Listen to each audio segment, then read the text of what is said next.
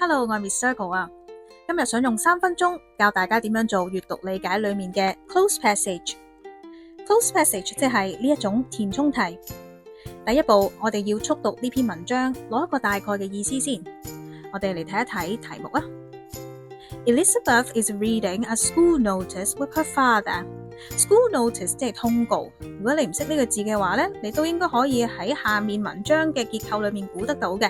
你會見到有學校嘅名啦，有日期啦，有 date、time、venue 呢一啲活動嘅細節啦，仲會見到有條虛線，係咪好熟面口啊？似唔似你學校嘅通告啊？有 reply slip 呢一個回條嘅部分。咁我哋而家就知道，有一個活動即將要發生喎。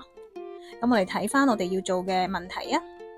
我哋會見到有一個 speech bubble， 有人講緊嘢，呢個係邊個啊？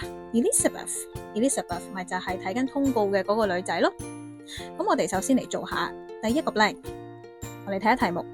I'm going to in the team challenge day camp。呢一個 blank 我哋應該填乜嘢落去呢？首先我哋問自己，呢個 blank 適合填乜嘢 part of speech， 即係乜嘢詞性嘅字落去啊？咩叫詞性啊？ noun 啊，adjective 定係 adverb 還是係 verb？ 我哋睇下 I'm going to I'm going to 後面通常應該係接乜嘢詞性嘅字呢？係咪一個 verb 啊？動詞。而呢個動詞呢，必須係要同後面 day camp 係配合得到嘅。我哋通常會話乜嘢一個日營啊？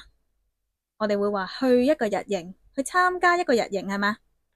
我哋腦裏面可能有 go 有 join 呢啲字係咪？我哋試下擺入去睇下得唔得？ I'm going to go in。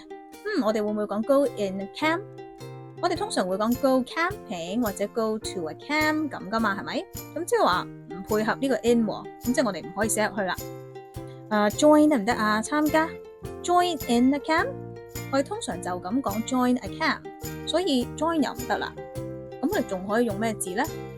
如果英文底子比較好嘅同學可能會馬上諗到另外一個參加嘅字眼填落去，但係如果諗唔到都唔緊要，因為通常呢一啲嘅填充題嗰個答案都會喺文章裏面揾到。咁至少而家我哋收窄咗個範圍，就係呢個 blank 呢一定會有參加嘅意思，同埋必須係要同 in 配合得到嘅。咁我哋而家翻去睇我哋嘅文章咯。嗱，呢一篇呢係一篇通告嚟嘅。以你睇咗咁多年通告嘅經驗啊，你覺得呢張通告裏面通常會喺邊個部分裏面最大機會揾到參加呢個字啊？係咪回條部分啊？ reply slip， 因為 reply slip 嘅最大用處就係話俾老師聽你參加定唔參加嘛。咁我哋就好容易揾到答案嘅。Student name 呢度 Elizabeth Lam from class 5A will not 會唔會參加？會啊 ，participate in 見唔見到 in 呢個字啊 ？participate 呢個字咪就係我哋要揾嘅答案，參加咯。如果仲想跟我 Miss Circle 學多啲閱讀理解嘅技巧，歡迎揾我上堂啊！我哋上堂見。